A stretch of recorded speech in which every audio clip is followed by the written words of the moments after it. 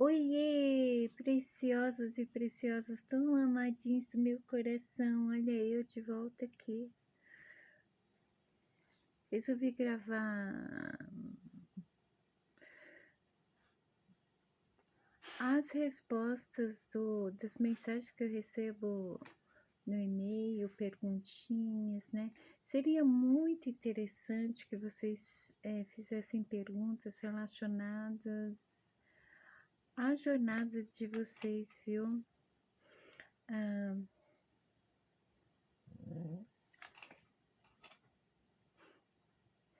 Eu tô aqui num banquinho totalmente desconfortável, porque a minha filhota.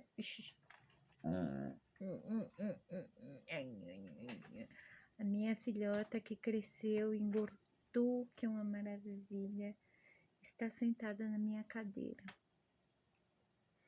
Eu acho que eu vou ter que sentar com você, Lupita, para poder gravar, né? Porque ela quer que eu fique fazendo carinho nela. Você quer sentir o calor humano de mamãe, né? É mesmo. Vamos gravar com mamãe? Vamos ver. Vou tirar essa almofada daqui. Ela gosta de travesseiro, ela gosta de almofada. Vamos ver. Ninguém conte pro meu filho que eu... Pela segunda vez... Filha, tá bom, mãe vai fazer carinho.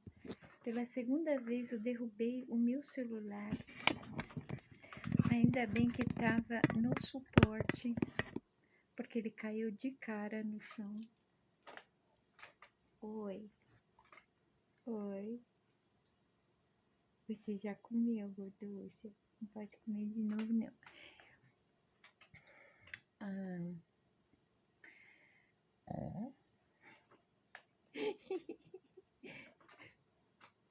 Eu tô carente. Meu Deus do céu, deixa eu gravar o vídeo, filha.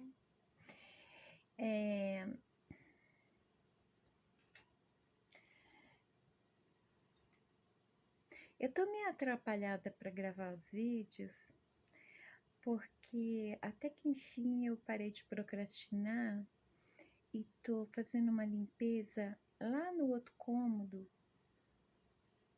que já deveria ter virado meu quarto, né? Mas eu fiquei satisfeita com 2 cômodos e um banheiro, mas os meus filhos não. Eu tenho que me livrar de coisas que tem lá, assim. Tem muito material de artesanato, tem coisas guardadas ainda, tem coisas para jogar fora. E tá tudo lá no outro cômodo, né? Então, você que chega pertinho. Eu tenho que fazer essa limpeza e eu também tinha que trocar uns vasos de planta, cuidar do minha hortinha que eu tô começando, né? Ai, tá apertado. Ai, meu Deus, será que é deitar no meu colo? Filha, nossa, a gente não vai caber aqui, minha filha. Ai, tá bom, fica quietinha. Ai, você tá pisada. Você não vai deixar eu gravar um vídeo, filha.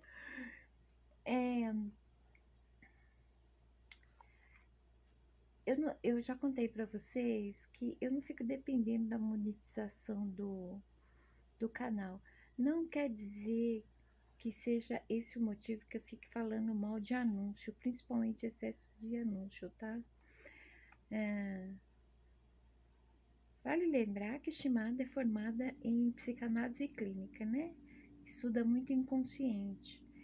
É muito tóxico, nocivo esse excesso de anúncios que tem aparecido nos vídeos. Aliás, a gente não pode mais assistir um vídeo em paz, né? Um filme em paz. Tem muitos filmes bons aqui no YouTube, mas tem muito anúncio de 5 em 5 minutos. E tipo, não dá para assistir numa televisão, você tem que assistir no notebook para poder ficar clicando e pular o tempo todo. E eu sou uma pessoa que quando eu tô diante de um filme, eu não fico com o olho na tela. Eu fico fazendo meu crochê, né? Por quê? Porque a estimada procura a monetização dela no offline. Ela lê tarô, ela faz crochê, ela faz artesanato. Eu tô querendo até fazer faxina, tô fazendo qualquer coisa para fazer meu dinheirinho, sabe? E não dependo do canal.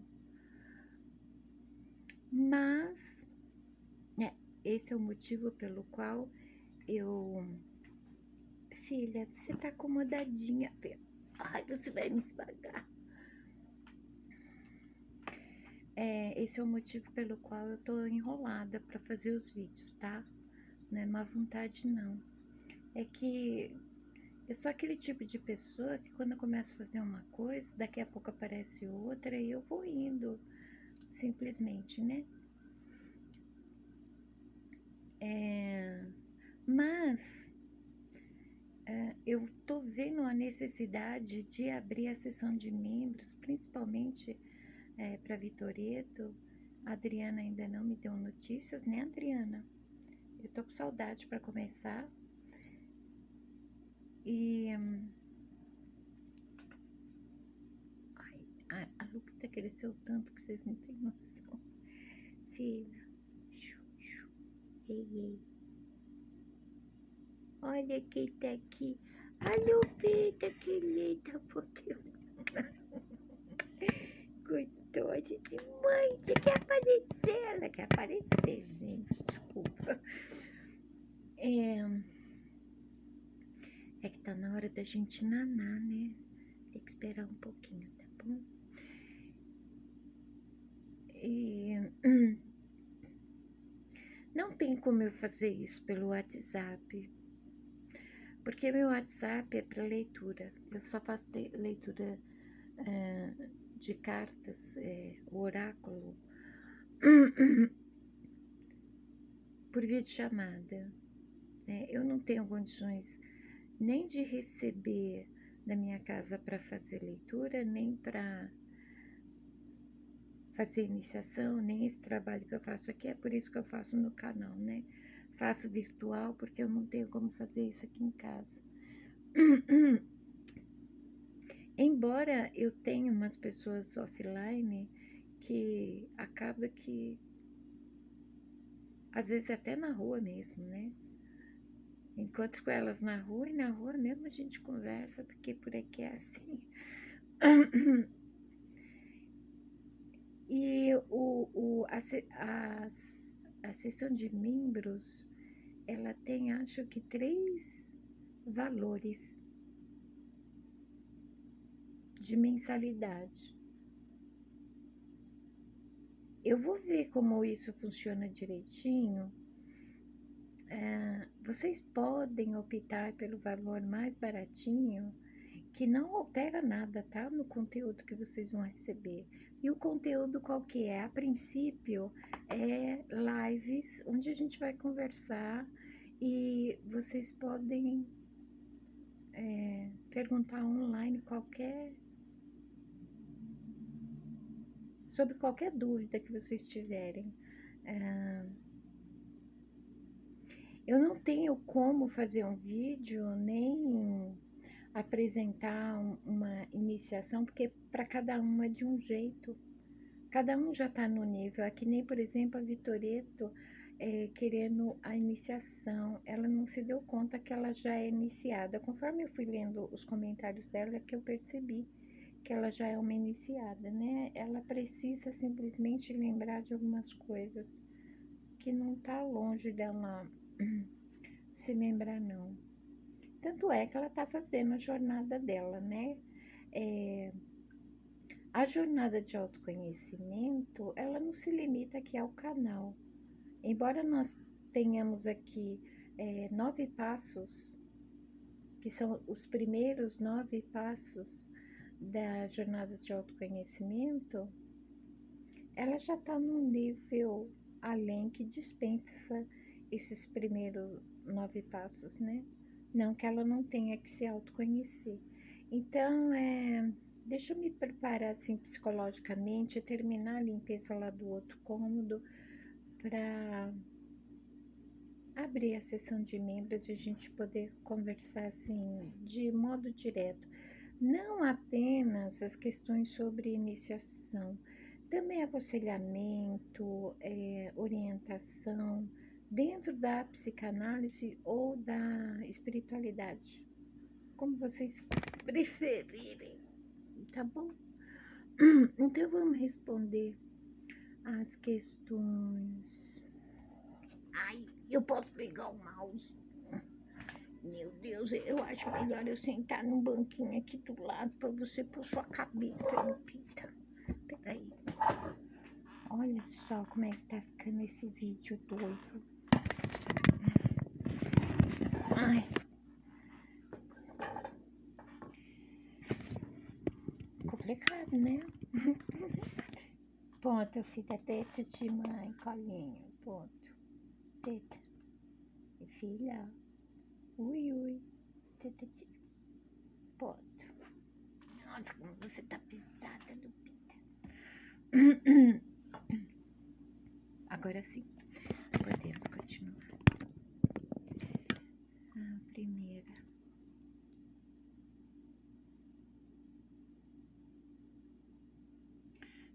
Eu não consigo lembrar o vídeo que eu... Acho que foi semana retrasada, né? Que eu falei alguma coisa de eu ser roceira. Shimada, você não tem cara de quem foi criada na roça. Como é a cara de quem... Como é a cara de quem foi criado na roça? Hoje em dia ninguém tem cara de nada, né?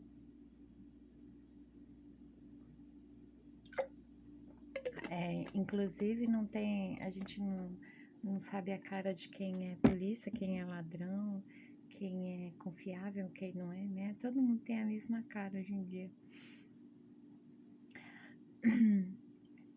Quando eu digo que eu fui criada na roça, é que aqui onde eu moro já foi chamado de roça. O nosso terreno foi um dos primeiros que foram loteados. Ele é muito próximo da avenida, então existia a avenida onde já tinha um comércio bem forte estabelecido, que já havia começado há muitos anos atrás, funcionando para funcionários de fazenda, porque toda a área aqui do meu bairro já foi fazenda, né? E aí resolveram lotear, porque em determinado ponto, lá para frente, no começo do bairro, começou a ter muita invasão. E os proprietários resolveram lotear, porque era inevitável que iria haver esse crescimento, principalmente populacional, né? Então, eu nasci, meus pais casaram 3 meses antes de eu nascer, e uns meses antes, meu pai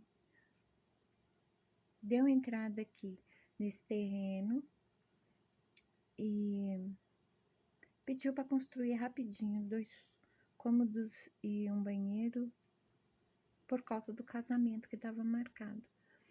Aí meu tio mais velho comprou um lote aqui dos fundos, que é na rua de baixo, e vizinha a ele um outro tio. Nossa família, a família Shimada, morava tudo pertinho, né? Meu avô morava nos fundos com meu tio mais velho.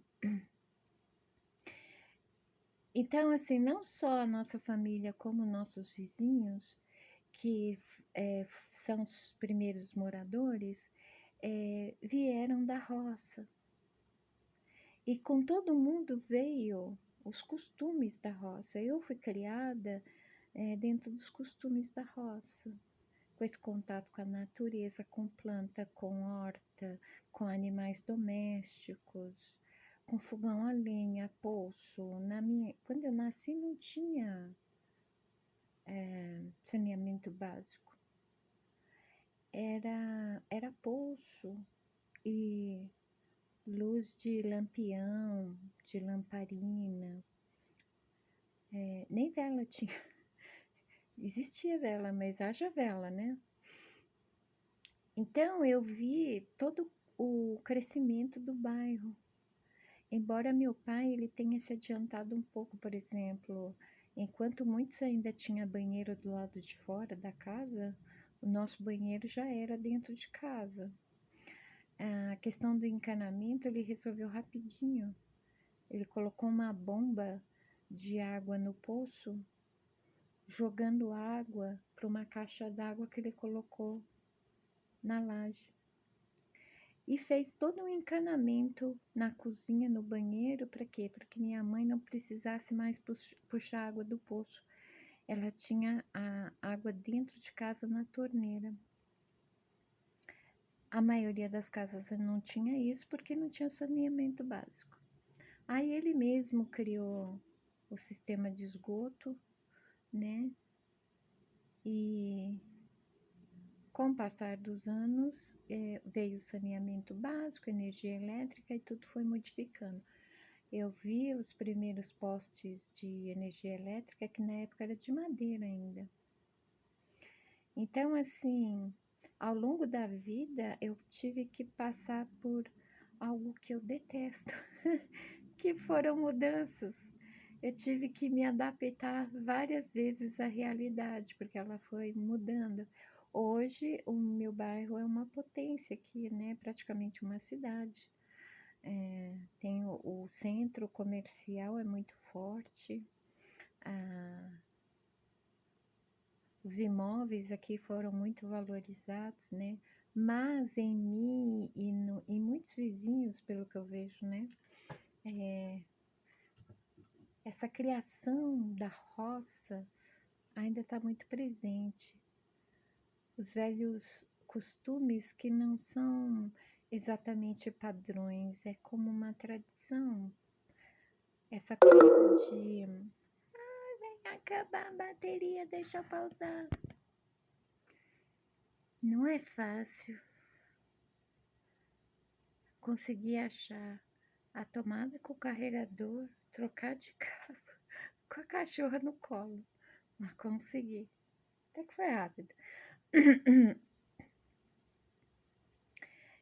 Então, muito do costume ainda continua, né? Que não está inserido na questão de padrões que devem ser quebrados. Muito pelo contrário. Muito do modo de vida antigo deveria ser resgatado, como por exemplo a horta no quintal,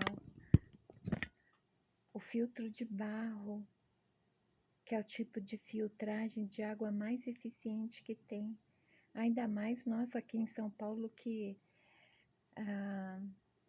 o sistema de tratamento de água é praticamente reciclagem de esgoto, né? Não posso pensar em outra coisa.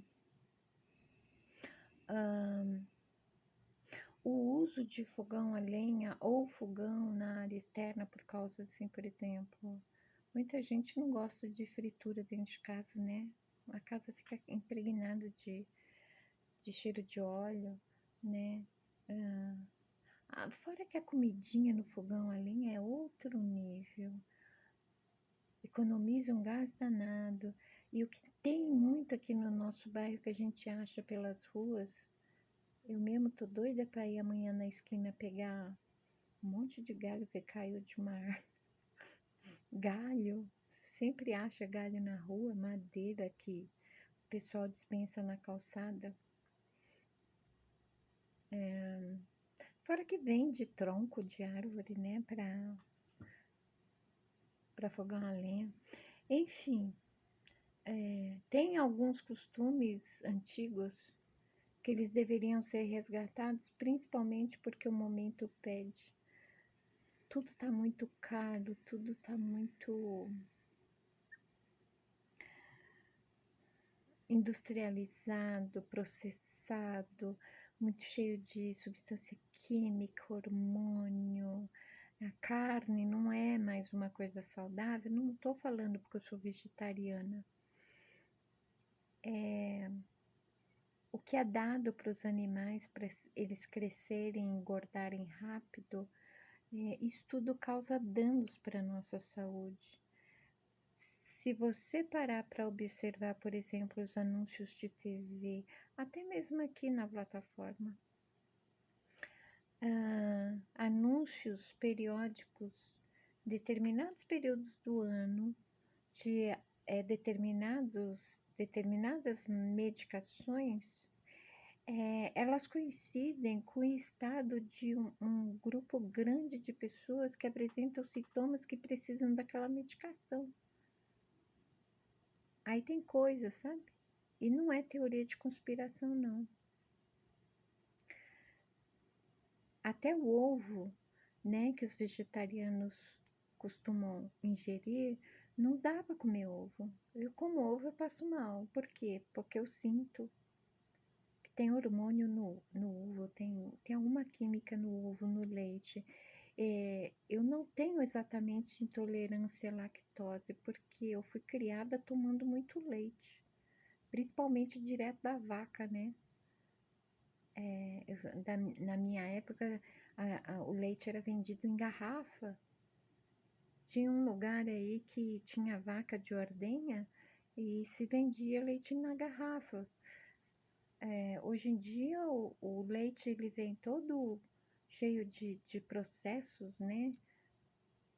Para vir numa caixinha, mas ele tem coisas ali que o leite não é mais leite. É tudo menos leite, né?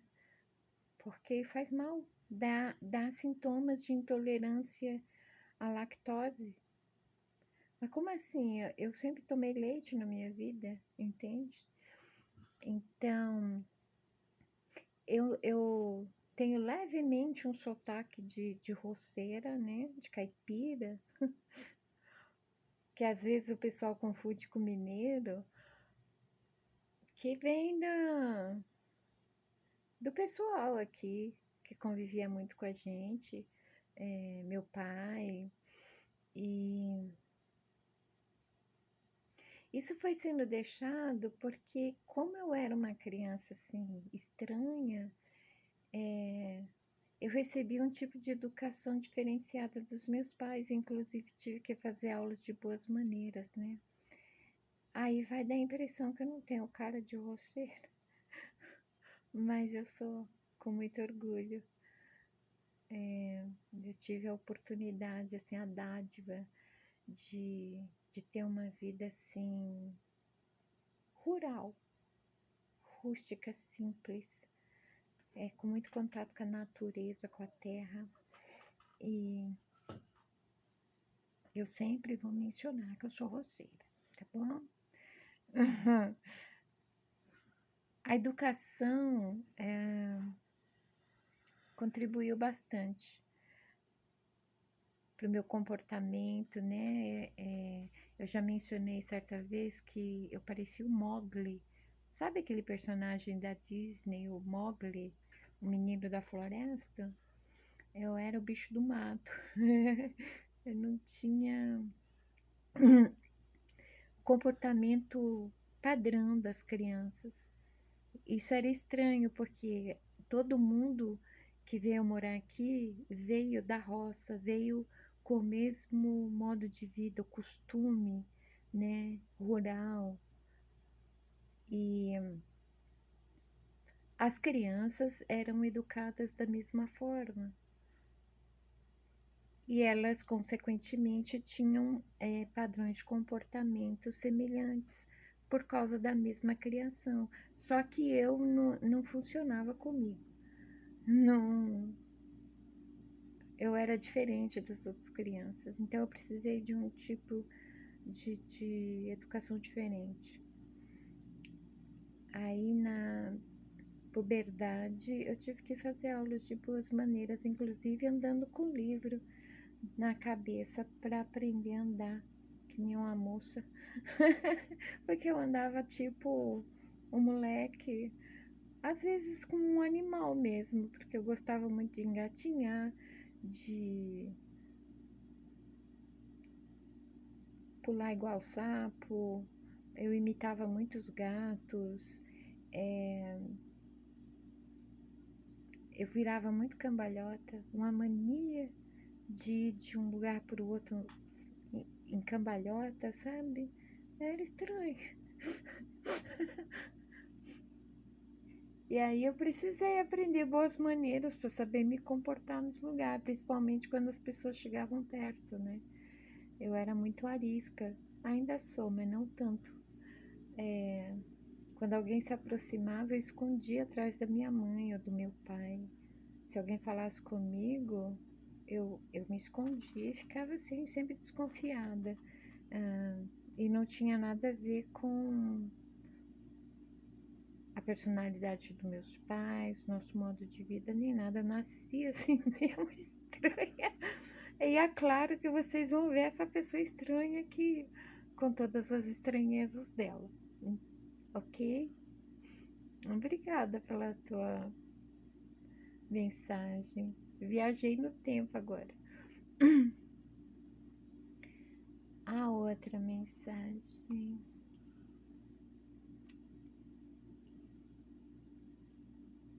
Você gosta de falar de seus pais, né? É muita admiração. Eu tenho uma admiração muito grande pelos meus pais. Eu tenho essa questão da memória que eu não tenho como explicar isso, tá? Meus filhos dão risada quando eu falo que eu lembro de quando eu nasci. Quer dizer, o meu filho mais novo. O do meio, como ele é psicólogo, e o mais velho, como é psicanalista, eles entendem a possibilidade, né? E eu me lembro de nascer, de aprender a sentar, quem estava à minha volta, me lembro de conhecer o meu corpo, assim, quando eu mexia os dedos do pé, eu pensava, como é que eu faço isso? Mas eu não tinha consciência que eu estava pensando, né? Essa criança, até os 5 primeiros anos de vida, ela é muito parecida, parecidíssima com a essência.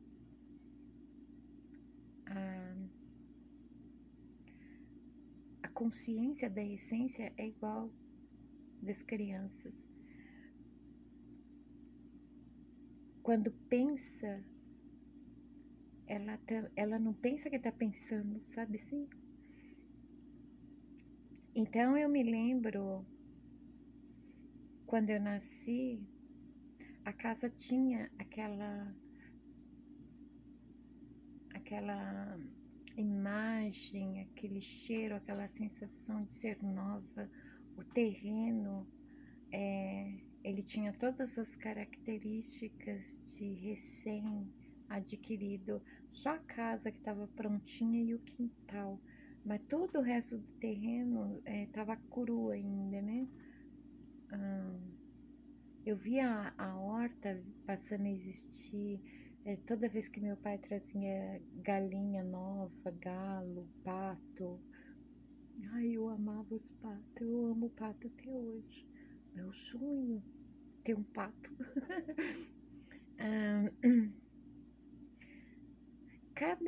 Cada momento, cada mudança aqui da casa, da vida dos meus pais, eu me lembro perfeitamente. Eu assisti e aprendi muito com eles, e eles me ensinaram muito. Eu devo muito a eles, a pessoa que eu sou. Eu não tenho como não admirar. Eles são exemplos para mim até hoje, embora eu não tenha mais eles, embora eu sinta muita saudade, eles fazem uma falta enorme.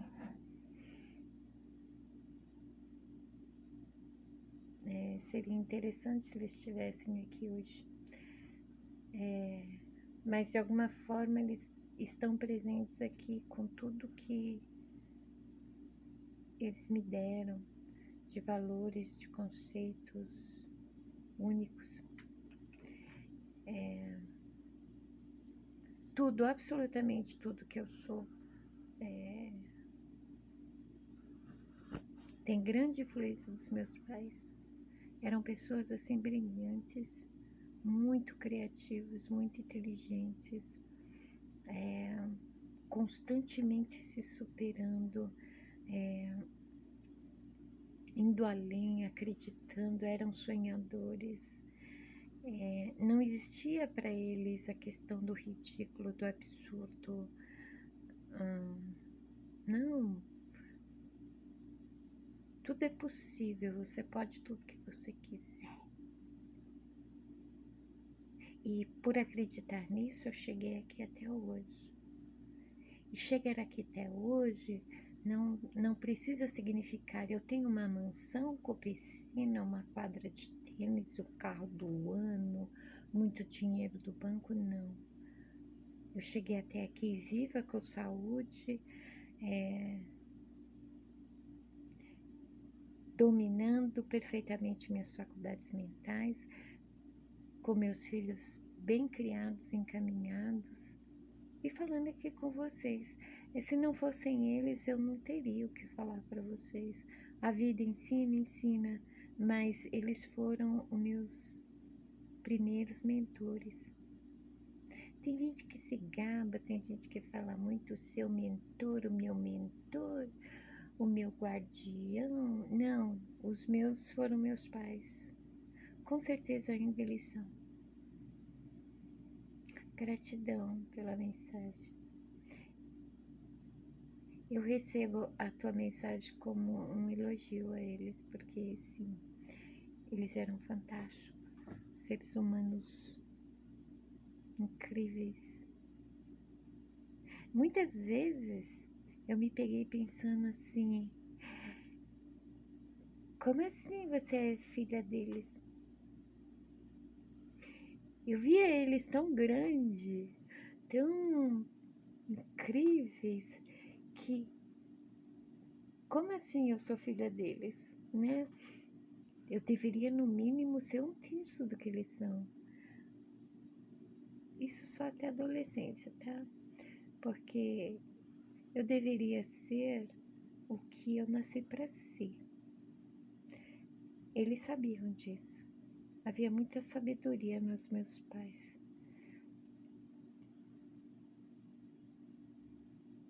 Nossa, vocês são nostalgia, eu tô amando.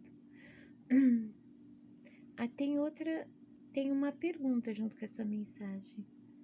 Você gosta de falar de seus pais, né? É muita admiração. Você também herdou isso com a espiritualidade dos seus pais? Você também herdou isso? O que é? Você também herdou isso com a espiritualidade dos seus pais? Isso?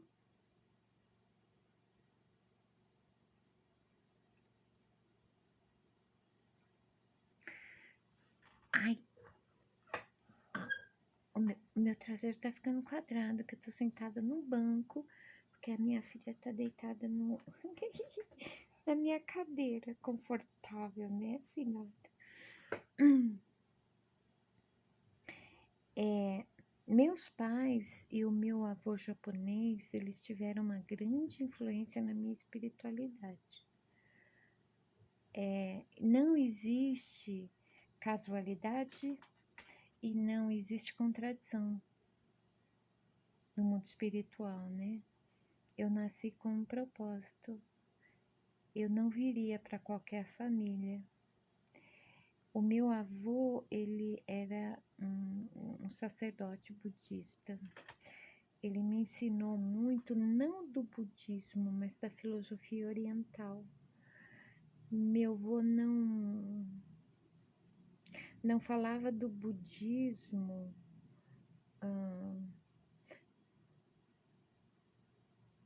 no sentido de crença, É tipo assim, Buda não era budista, mas através da prática no budismo, ele era o caminho que ele tinha de se aproximar ao Supremo, né? A transcender. Então, ele me ensinava, dentro da filosofia oriental, tanto na questão de lidar com as plantas, com horta, com os animais, com as outras pessoas, em olhar para dentro, em meditar. Nos primeiros anos de vida, eu sempre estava, ele mandava me chamar para participar das orações das 6 da manhã, das 6 da tarde, onde ele fazia os mantras e eu estava ali do ladinho.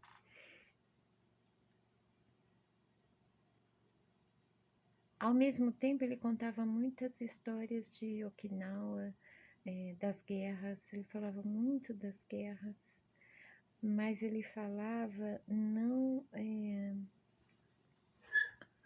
na questão do sofrimento causado pelas guerras. Ele falava do que foi aprendido com as guerras. Quanto, não a ser japonês, mas a ser humano. As guerras ensinaram muito para o povo japonês, mas ensinou mais que eles não são simplesmente japoneses, né? Eles são seres humanos. As guerras, elas não são boas para nenhum povo deste planeta. Meu pai era algo, eu acredito que meu pai era bruxo, porque os rituais dele eram muito particulares, ele não ensinava os rituais, ele ensinava sobre plantas, as ervas, né? Plantas em geral, mas principalmente questão de jardim, horta, né? Era algo muito parecido com espiritismo e com xamanismo. Havia muito de xamanismo, principalmente em alguns objetos que ele tinha. Ele tinha uma ligação muito forte com as almas. Ele sempre, sempre acendia a vela para as almas. E meu primeiro caldeirão foi meu pai que me deu. Caldeirãozinho de ferro. Primeiro ele me deu um de ferro, depois deu um de cobre. O de cobre sumiu. Eu fiquei com o de ferro, que ainda tenho ele.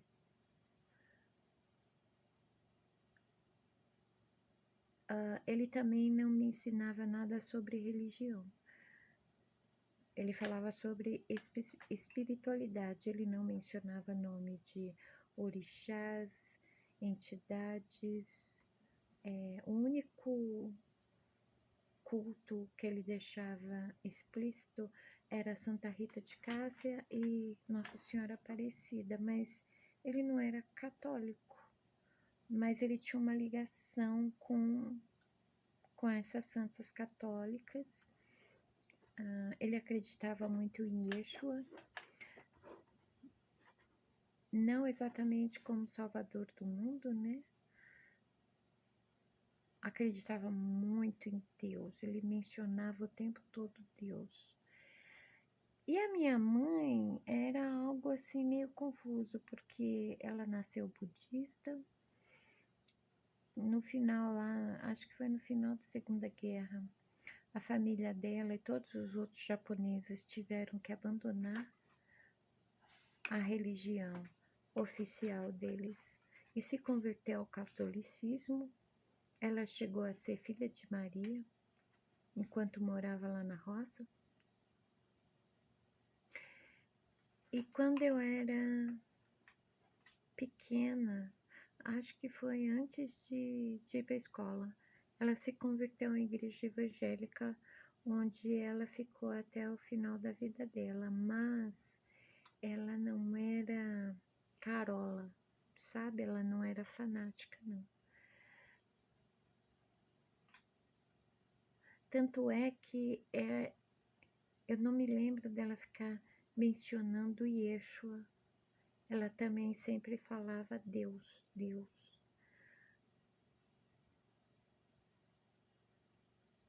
Deus era muito importante para ela. Na boca dela sempre estava Deus. Eu não lembro dela mencionar Yeshua como é costume dos cristãos, né?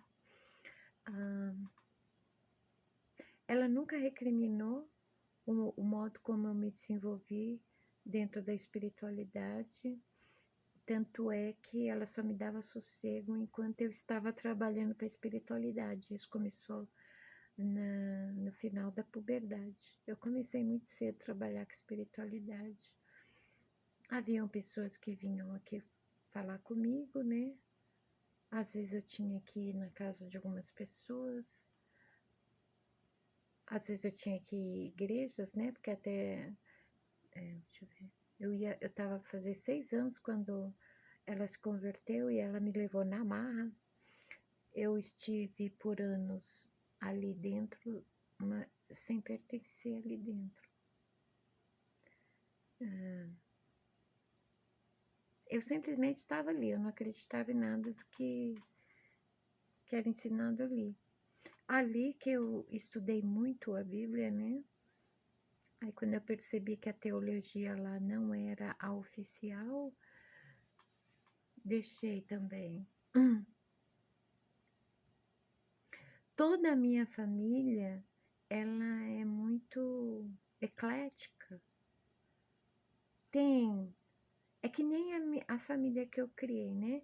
Meu filho mais velho, embora seja gnóstico, ele está se desenvolvendo no budismo. O do meio, ele é evangélico, se batizou. E o mais novo é da Umbanda Candomblé. E entre tios, tias e primos, quem é da Umbanda, Candomblé, católico, evangélico, budista, espírita, tudo assim, junto e misturado. Não temos nenhum problema, nunca tivemos problema nenhum com essa questão de crença. Aqui no bairro mesmo nós crescemos com culturas diferentes, né? Não só japonesa, árabes, turcos, libaneses, portugueses, chineses, italianos, alemães, poloneses, cada um com a sua cultura, a sua crença, convivíamos super bem também. Então, a espiritualidade dessa maneira crua, como eu trago de outras vidas, que está relacionado à magia tradicional, né? A espiritualidade sem religião tem uma influência muito grande dos meus pais também, porque a minha mãe ingressou para a religião num ato de desespero. Meu pai, ele quase morreu num acidente. O meu pai não tinha religião. Ele era um espiritualista independente. Então, sim, podemos dizer que eu herdei isso não só dos meus pais, do meu avô também, né? Uma herança que eu recebi deles. E eu sou muito grata. De tudo que eu falo aqui, há também uma contribuição muito grande deles. Amém. Quando a outra, Tulino, o celular tá na frente do nosso, aproveitar que a Lupita saiu do meu colo. Quando diz que não consegue Quando diz que não consegue ficar aqui, é projeção astral? Ah, eu falei disso no último vídeo, né? Às vezes eu não consigo ficar aqui. Cada crença, cada segmento dá um nome para isso, né? Na magia tradicional é chamado de deslocamento tempo-espaço. E há um embasamento científico e até bíblico, até na Bíblia tem isso, parece que Isaías fez um deslocamento tempo-espaço, né? Ele estava num lugar e apareceu em outro. É muito rápido. Cientificamente, hoje, isso não seria possível. A pessoa se teletransportar, né?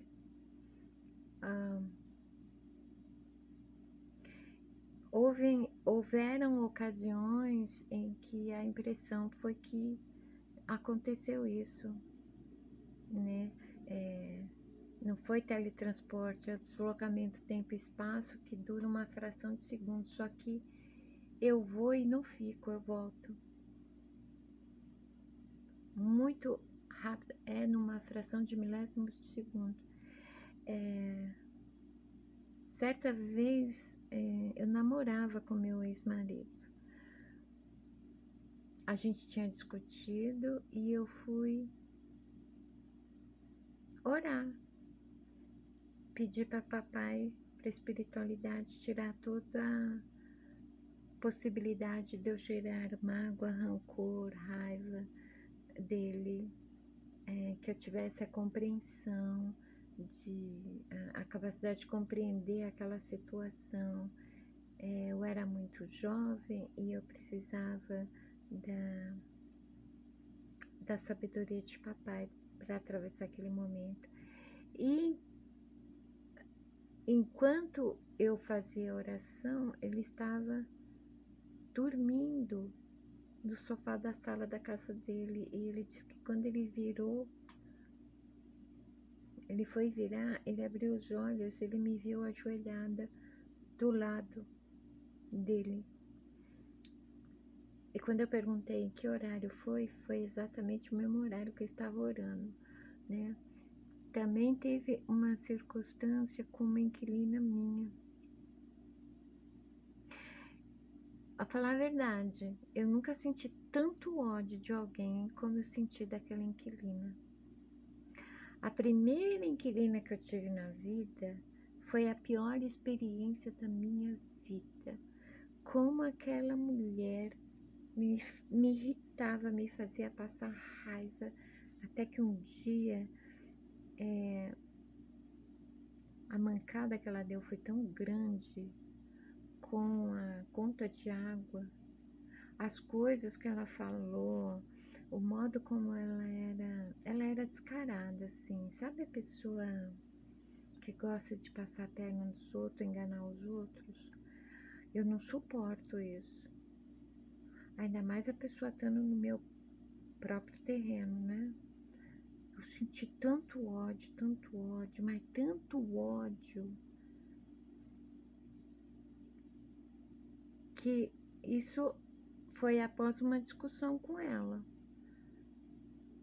Não foi só a questão da conta de água, eu aluguei a casa para ela.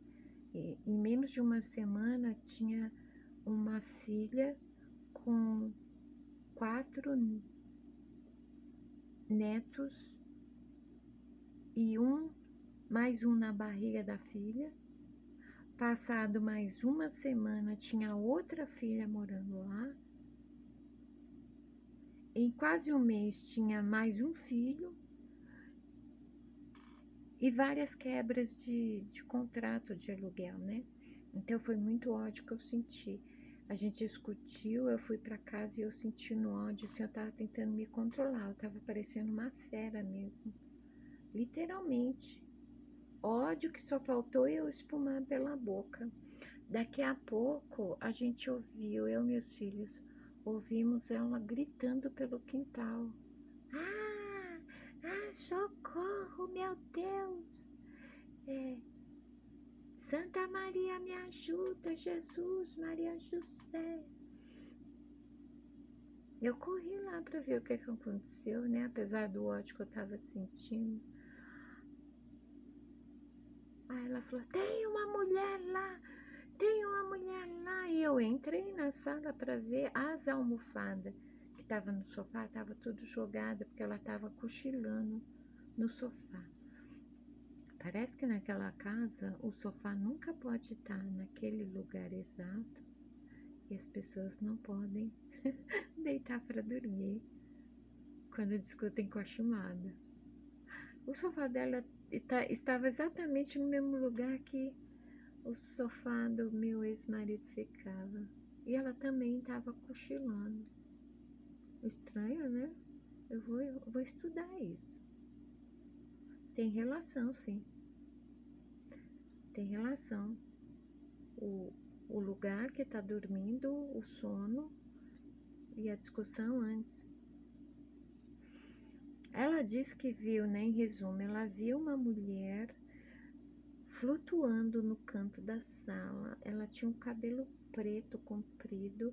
Ela não conseguia ver o rosto direito porque o cabelo ficava esvoaçando. E ela estava com um vestido branco que ia até embaixo. Depois que ela contou a aparência da mulher assim, de um modo tão afobado, ela olhou para mim, ela ficou parada para mim. Eu tinha o cabelo comprido e preto na época, né? Ela ficou parada me olhando e falou, ela parecia com você.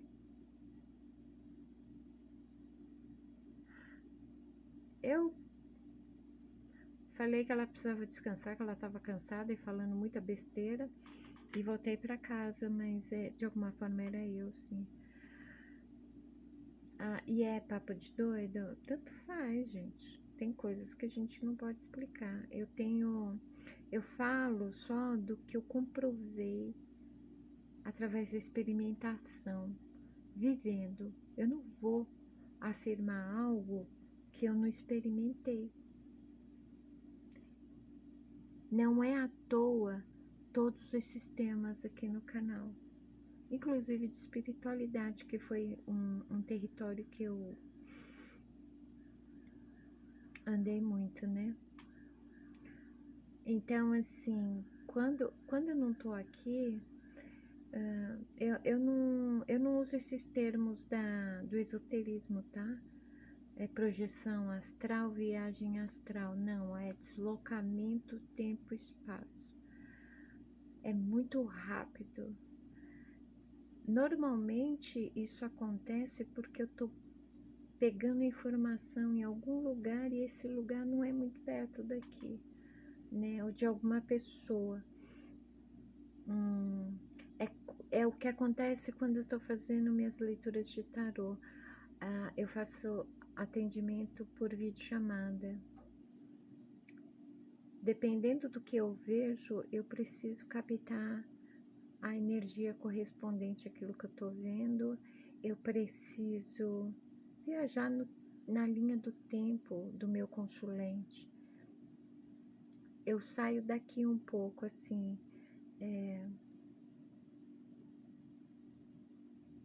Há outros planos vizinhos aos nossos, tá?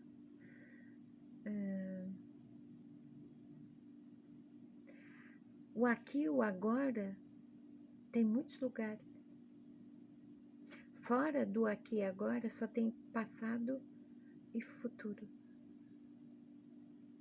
No aqui e agora tem vários lugares, várias dimensões.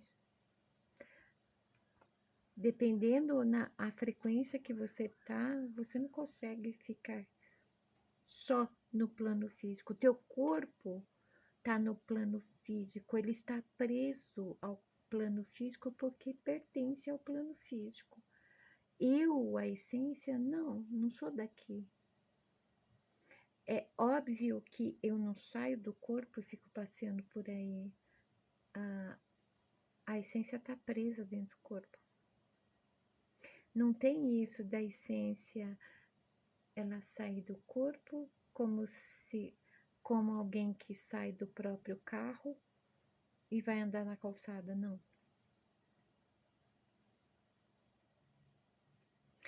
Se for mais fácil para cada um visualizar dessa forma, beleza. É simplesmente uma coisa. A essência não tem o tamanho do corpo. Entendeu? Embora a essência esteja presa ao corpo, ela não é do tamanho do corpo. O tamanho dela corresponde à expansão de consciência. Quanto mais a consciência se expande, mais a essência tem noção do tamanho dela, e o tamanho dela é infinito. Isso quer dizer que ela pode chegar num estado de estar em todo lugar.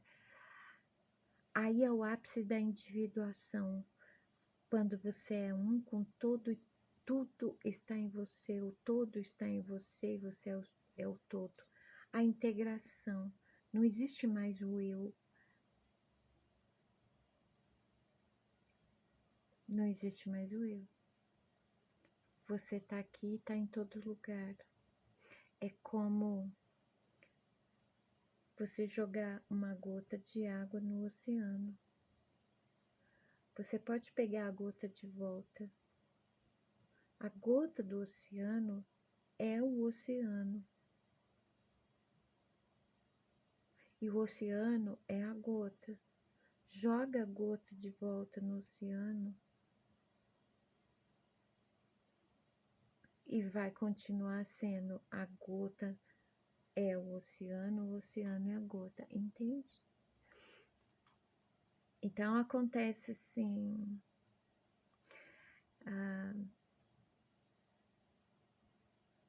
é mais fácil quando o povo tá falando comigo aqui, né? Por quê? Porque eles vêm. Às vezes eu tenho que ir nos lugares, mas quando faz isso, não pode aparecer, não pode se comunicar. 2 vezes aconteceu por acidente, né?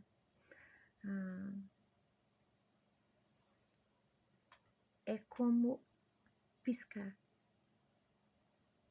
Essa é a velocidade, esse é o tempo. Uma piscada. Vai e volta.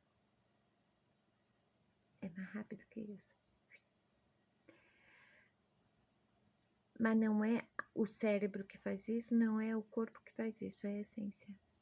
Só que a essência é como se... Vamos usar uma simbologia aqui. É como se a essência fosse o homem elástico. Ela simplesmente se estende. Alcança a informação, traz. Ela traz a informação porque ela tem acesso a lugares. Simplesmente assim. Entendeu? Se não entendeu, na hora certa você vai entender. É mais fácil experimentar para entender. Ah, como é que eu faço isso? Como é que eu consigo fazer isso? Autoconhecimento primeiro. Tá vendo? Não dá para fazer iniciação. Primeiro, tem que iniciar o autoconhecimento. Você tem que saber quem é você. Por quê? Porque quando não for você a essência, você precisa discernir se é o corpo, o animal bípede, ou se é outra coisa. Aqui dentro, você tem que saber quem você é. Você não é o corpo. Para isso, o autoconhecimento. Depois de autoconhecer, dá para fazer a iniciação. A outra... Eu preciso trocar meu óculos, sabe, gente? Explica quando você diz fé é fé. Ué? Fé é fé. A fé é um dom, ok? É um dos 9 carismas. Ou 9 dons espirituais. A fé é um. Todas as pessoas, assim, vamos dizer, 95% das pessoas têm a fé despertada já. A usam o tempo todo. E todas as pessoas possuem os 9 carismas. Só não despertam os 9. A fé é com certeza o carisma que está despertado na maioria das pessoas. Não dá para generalizar. Pode ser que uma pessoa no planeta não tenha fé porque está num estado que se tornou totalmente descrente, ou o seu animal bípede é totalmente dominante e sepultou de vez a essência para o contato externo, né? Então, quando eu digo fé é que se alguém disser para você que você não alcançou uma graça porque você não teve fé o suficiente, dá as costas para esse indivíduo e nunca mais dê a ele o prazer da tua presença, tá?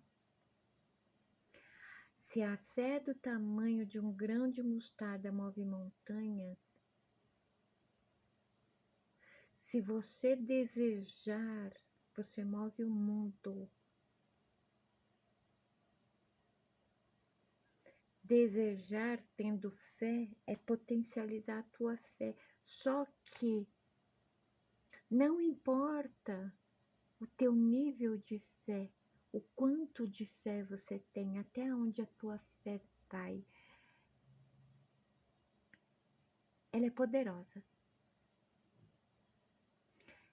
A questão é que, embora seja o carisma que está desperto em praticamente todo mundo, ela não é eficiente porque essa grande maioria não tem consciência. Em vários vídeos eu já disse, se você não tiver consciência, se você não elevar a consciência, não adianta nada. Nem assistir canal, nem ler livro, nada. Nem título, nem ritual, nada, nada, nada. É preciso ter consciência, porque como é que você vai usar o discernimento sem ter consciência? Entende? Todos os carismas necessitam de consciência, e consciência plena, quer dizer, livre de conceitos, preconceitos, de todas as questões humanas aí, todos os padrões. Ela é imparcial, a consciência plena, ela não julga, ela tem ela faz uma mente crística, entende? Então, assim,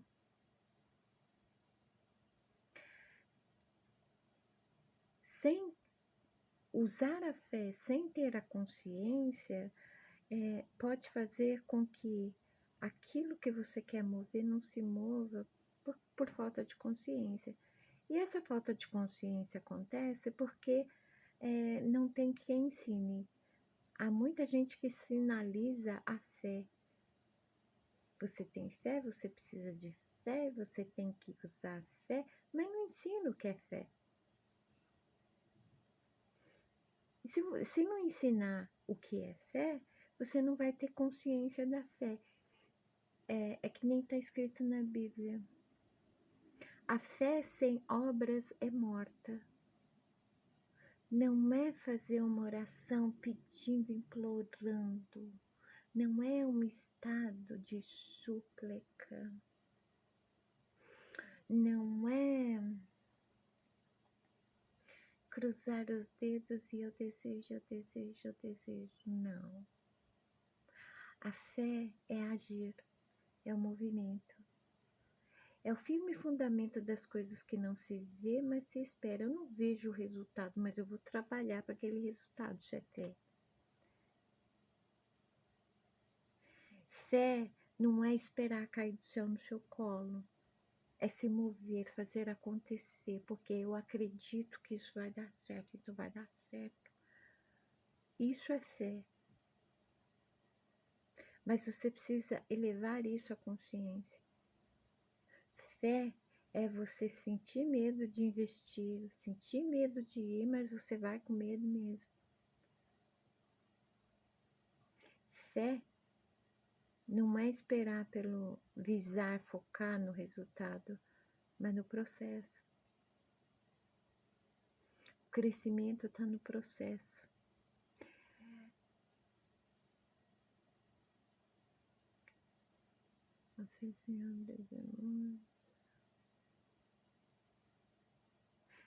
E a fé vem de ouvir, né?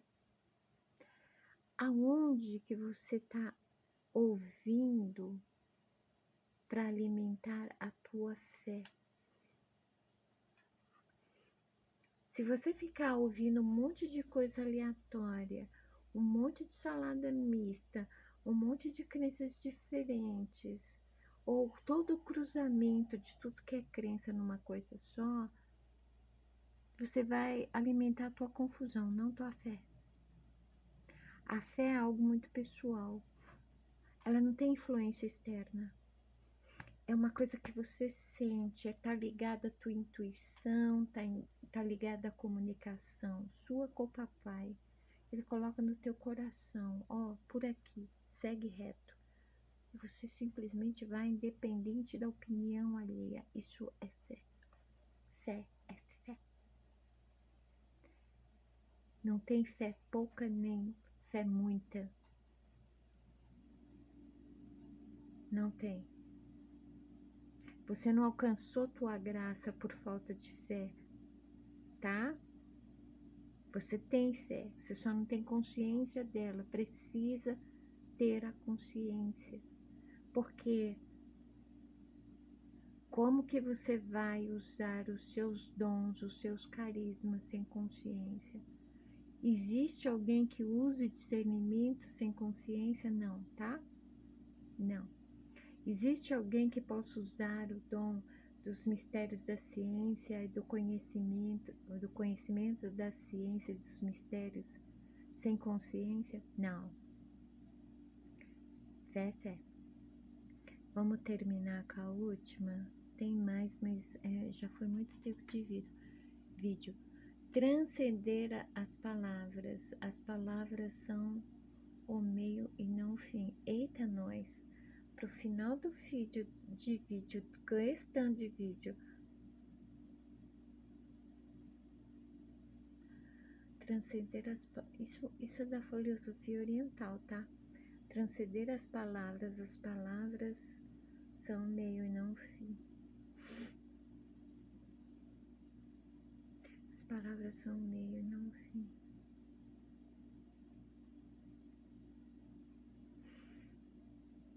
Transcender as palavras é você além das palavras. Elas são o meio, não o fim. Tipo, é a mesma coisa da pessoa ficar se gabando. Ah, eu sei fazer isso, eu sei fazer aquilo outro, mas ela não faz. De repente, o que ela sabe fazer poderia mudar a situação financeira dela. Mas ela não é proativa. Ela não vai e não faz, mas ela se gaba de saber fazer. Isso faz com que as palavras elas tenham um meio. O meio se refere ao processo, entende? Quando tudo fica nas palavras e não em atitudes, se trava um processo. Falar demais na filosofia oriental não é algo positivo. Um instrutor, um mestre, um palestrante, ele, por motivos óbvios, ele tem que falar. Uma mãe tem que falar, Mas quanto menos falar, melhor, tá? Ouvir mais e falar menos. Muita gente conhece essa expressão. Nós temos uma boca e 2 ouvidos, 2 olhos. Ouvir, observar, falar pouco, o menos possível. Porque palavras o vento leva. Palavras são apenas a materialização de pensamentos, a expressão de pensamentos. A materialização desses pensamentos é a ação, é a atitude. Enquanto se fala, é apenas expressão. Daí ser o meio. O fim é ação, é movimento. A espiritualidade sempre vai pedir isso, movimento. Enquanto fica todo mundo aí acendendo vela, fazendo ritual, suplicando, implorando, como se estivesse pedindo esmola para a espiritualidade, pedindo para entidade, orixá, santos, anjos, fadas, mentores, guias, ficarem se mexendo para lá e para cá, em prol de si mesmo, você mesmo não se mexe, né? É o contrário, tá? Eles só vão se movimentar se papai mandar.